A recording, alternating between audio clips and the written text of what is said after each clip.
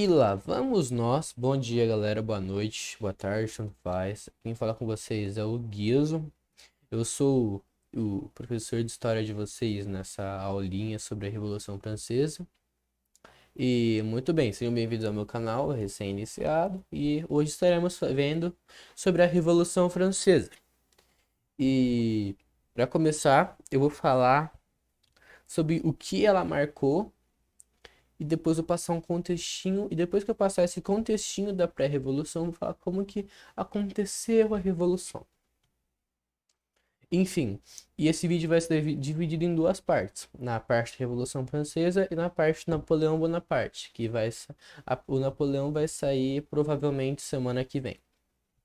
Enfim, a Revolução Francesa, ela vai marcar o fim da Idade Moderna e o início da Idade Contemporânea. E 1789 vai marcar o declínio do absolutismo e a ascensão dos regimes liberais e democráticos. Agora a gente vai passar para o contexto da França. Isso é lá para 1600 e 1500, antes de 1700. Nessa época, a França ela vai ser ela era um regime absolutista, que era liderado pelo rei Luís XIV, que era um grande rei, e a França ela era um dos países mais ricos da Europa, onde a sua economia crescia por causa do comércio burguês e da produção provida por conta das manufaturas, sem dizer das questões agrárias. E mesmo com essa grande economia, a renda ainda era muito concentrada na mão da elite e os burgueses e o povão não tinham participação política. E agora a gente vai entrar na parte da sociedade francesa na pré-revolução, que no caso a França vai ser dividida em três estados. O primeiro estado era formado pelo clero e tinha somente 2% da população em sua composição. E o clero ele vai ter diversos direitos, como a cobrança do dízimo, e eles não precisavam pagar impostos, além deles terem diversas propriedades rurais, por exemplo. O segundo estado ele vai ser formado pela nobreza, e ele representava 1,8% da população. E aí eles vão ter três divisões: os palacianos, que moravam junto com o rei, os provincianos, que eram nobres e proprietários da terra, que, como parasitas, eles iriam explorar os camponeses com tributos feudais. Literalmente, meio que ainda tinha feudos na França nessa época. E, por fim, a gente vai ter a nobreza otorgada, que eram os burgueses que compravam títulos.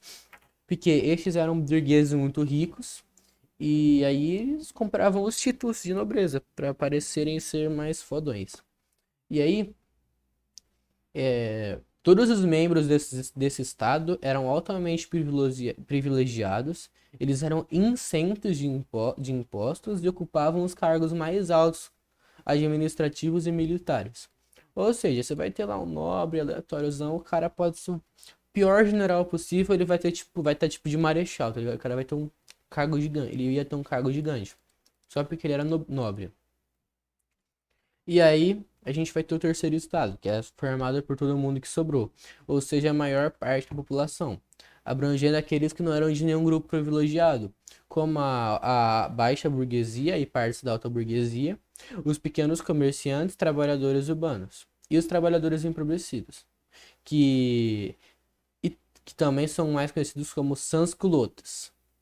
E aí a gente vai ter os camponeses e uma massa de desempregados e marginalizados que vão fazer parte do terceiro estado. Ou seja, os dois primeiros estados eles eram formados por nobres e padres, bispos, essas coisas. E o terceiro estado é tipo todo mundo que sobrou, militares, essas coisas. E aí a gente vai chegar no contexto um pouquinho antes da Revolução. Ao longo do século XVIII, a situação econômica francesa ela começou a deteriorar devido aos altos gastos do Estado na manutenção da nobreza e do clero, e também por conta de conflitos de que a coroa se envolvia por aí. E a situação ela teria se agravado extremamente no final do século, e tanto por conta de crises agrícolas como péssimas colheitas. E isso afetou ainda mais os que já eram afetados. de tal modo que o terceiro estado se enfurecia e se insatisfazia cada vez mais com o segundo estado. E aí entra o rei Luís XVI, que não tem muita saída, e ele decide consultar os seus ministros para acalmar os ânimos do povo. E o objetivo dele com isso era propor políticas para diminuir os problemas sociais que assolavam a paz interna do reino. Então, em 1774, Robert Jacques Turgot recebeu o cargo de ministro das Finanças até 1776, quando Jacques Necker assumiu até 1781. Os dois, eles iam sugerir soluções para os problemas, porém essas soluções, elas meio que tiravam alguns privilégios do clero, da nobreza, e aí você já sabe, eles não conseguiu passar, porque o clero e a nobreza fizeram muita pressão. E aí, depois o rei apontou um cara chamado Charles Alexandre de Calonne, que aí ele vai ser ministro das Finanças de 1773 a 1777. E ele tentou implementar um plano de reforma que era baseado no plano de seus antecessores. Ou seja, isso levaria ao fim dos benefícios da nobreza e do clero, o que fez que em 1787 ele perdesse o cargo. E sem soluções, o rei vai convocar o antigo sistema de estados gerais. E eu vou explicar aqui para vocês como que acontece esses estados gerais, como que eles são. E, basicamente, para solucionar os problemas gerados, o rei vai convocar os estados gerais, que funcionam da seguinte maneira. Vai ter os 3 estados, que no caso é o primeiro, segundo e terceiro estado que eu falei lá em cima. E vai ser votos por estado, um voto por estado. Ou seja, o primeiro estado tinha um voto, o segundo estado tinha outro, o terceiro tinha outro voto. E mais ou menos acontecia o seguinte. Quando o primeiro estado propunha uma solução, algum problema que tirasse propõe alguma solução, mas isso afeta a nobreza e o clero, os dois, o clero e a nobreza, o primeiro e o segundo estado, se uniam contra o terceiro estado, e aí ficava impossível para acabar com os problemas sociais na França. E meio que assim, a ideia dos Estados Gerais era de resolver problemas, mas aí ele vai acabar se tornando um dos instrumentos mais essenciais para a queda do absolutismo. Depois de um tempo, o pessoal do terceiro estado foi percebendo que os estados que os estados gerais eram somente para resolver a economia e não os problemas sociais. Então logo o terceiro estado propôs que os votos fossem por pessoa no estado e não um voto só por estado. Isso foi obviamente recusado. Desculpa aí se tá tendo alguns sons assim de fundo.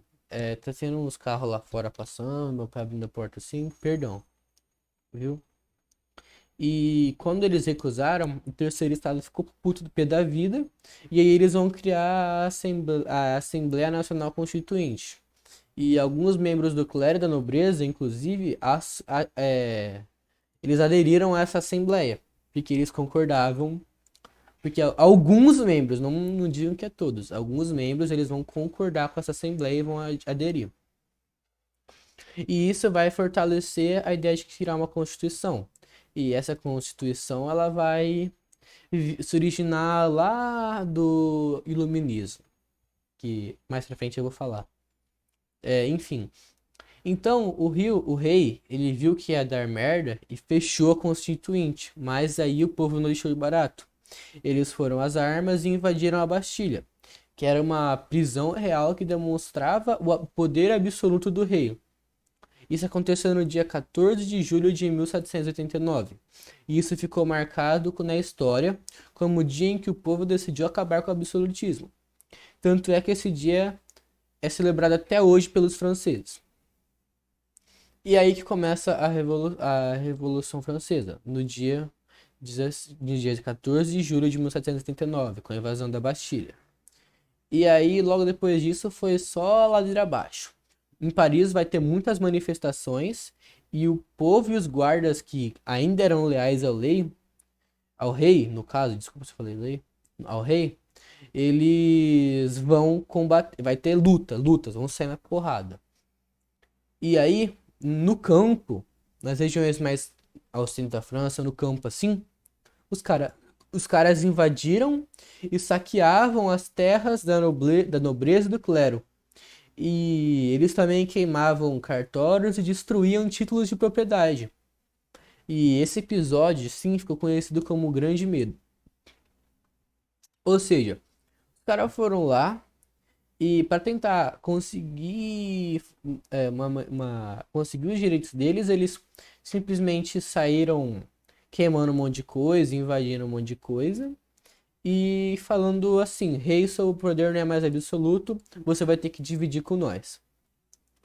E quando isso aconteceu, os deputados do Terceiro Estado, inspirados pelas ideias iluministas, eles proclamaram os direitos do homem e do cidadão, onde havia defesa da liberdade e da igualdade, além da garantia de benefícios à burguesia e aos mais pobres.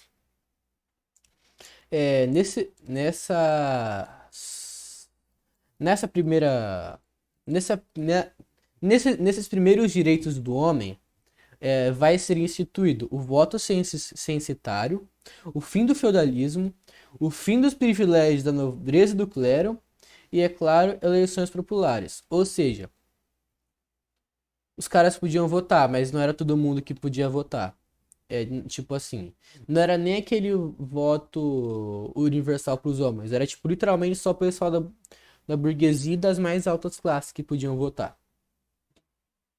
É o que mais aconteceu. Teve a descentralização do poder, a nacionalização de bens do clero. E todos os homens franceses se tornaram livres. Porém, nas colônias francesas, a escravidão vai ser mantida. E a França, que era um país absolutista e extremamente tirano e praticamente falido, vai partir para a monarquia constitucional. Mas você realmente acha que os países europeus que ainda eram absolutistas vão deixar isso barato? Nem ferrando. Os países vizinhos que eram absolutistas, Prússia e Áustria, em exemplo, eles invadiram a França, dando início às guerras revolucionárias. E o rei Luís XVI, ele ficou descontente com a perda de poder. E aí ele e mais alguns membros da nobreza tentaram fugir, mas quando eles estavam muito perto da fronteira, os caras reconheceram ele e ele foi preso. Aí ele foi destronado e aí a república foi proclamada. E aí os revolucionários vão criar uma convenção que vai ter 3 grupos políticos que vão dar origem aos grupos políticos atuais. E esses grupos políticos são os girondinos, que atualmente são a direita. Eles se sentavam na direita da convenção, eles eram os mais conservadores e queriam manter os benefícios da burguesia. E eles eram formados pela alta burguesia. A gente vai ter o pântano, que é o centro atual. O pântano fica lá no meio da convenção. Eles eram formados por burgueses também. Porém, estes, uma hora eram apoiadores dos girondinos e outra hora dos jacobinos. Ou seja, uma hora eles iam. É tipo centrão, uma hora eles propõem uma reforma de esquerda, outra hora uma reforma de direita. E aí a gente vai ter os jacobinos, que atualmente são a esquerda. Eles eram os mais radicais de todos. Eles eram formados por sans-culottes e pelo pequeno trabalhador, sem contar alguns burgueses. E esses apoiavam mudanças profundas na sociedade, como a execução do rei e a mudança de calendário. Essa mudança de calendário vai dar algum probleminha, porque tipo, vai ter Brumário, um mês com nome muito estranho que nem eu sei. E adivinhe só, os jacobinos eram a maior parte na convenção. Então, depois de um tempo, eles conseguiram aprovar a execução do rei e da rainha. Mas, assim, no primeiro ano da República, os revolucionários eles conseguiram dar direitos aos mais pobres e às burguesias. O primeiro ano foi, tipo, bem de boa, não aconteceu nada demais. E algumas figuras importantes daqui pra frente que vocês vão ter que deixar marcadas assim, pra prosseguir. Marat, Danton e Robespierre. Depois de um tempo, os jacobinos eles vão derrubar os girondinos e estabelecer um sistema de governo diferenciado, se é que me entende, para adequar a revolução e se defender de ameaças externas.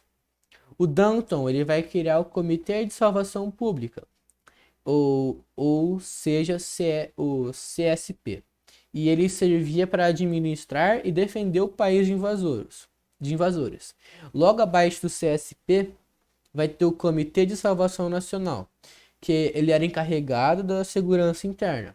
E por último, mas não menos importante, o Tribunal Revolucionário, que julgava os inimigos da Revolução. Aquele que tinha o controle dessas instituições controlava a França. E o regime ele vai se radicalizar, como se ele já não era radical já, quando Marat foi assassinado por uma simpatizante dos girondinos em sua própria casa. E como a direção do Danton no CSP era muito branda, de boa, o Robespierre foi lá e pegou o cargo pra ele. E aí deu merda, era a cabeça rolando pra todo lado. Literalmente qualquer um que criticasse a revolução morria, porque o país estava em guerra e Robespierre estava paranoico. Mas em contrapartida, o Robespierre aboliu a escravidão, instituiu o ensino público, o voto universal masculino, somente os homens maiores de 18 anos podiam 21 anos, perdão, homens maiores de 21 anos podiam votar. E no final, o Robespierre vai morrer e a ironia vai cantar, porque ele foi morto pela guilhotina. Ele mandava os caras, ele matava os caras na guilhotina e ele morreu na guilhotina. A ironia. E aí, depois que ele morreu, os girondinos retomaram o poder e reverteram as ações dos jacobinos. E depois, em 1795, foi estabelecido um diretório. Mas ele não é tão importante assim, porque, assim, importante ele era, mas vou falar bem pouco aqui sobre ele. Porque, assim, o diretório era uma instituição corrupta que queria tentar dar mais benefícios aos burgueses e tentar governar a França.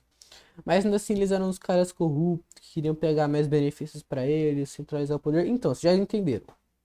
E aí a burguesia que era contra o diretório, uma parte da burguesia que era contra o diretório, eles queriam um líder forte, que era carismático e atendesse aos desejos tanto do povo quanto da burguesia, e que fosse poderoso e respeitado.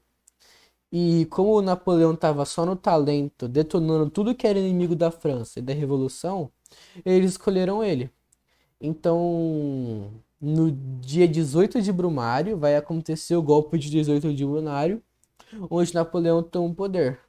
Mas essa parte da era napoleônica vai ficar para um próximo vídeo, porque é um pouquinho complexo e tá ficando bem grande já a gravação. Enfim, vai ficar para semana que vem provavelmente. Enfim, galera, muito obrigado pela atenção de vocês. Espero que vocês tenham gostado. Desculpem pela minha falta de profissionalidade. Meu primeiro vídeo sério assim.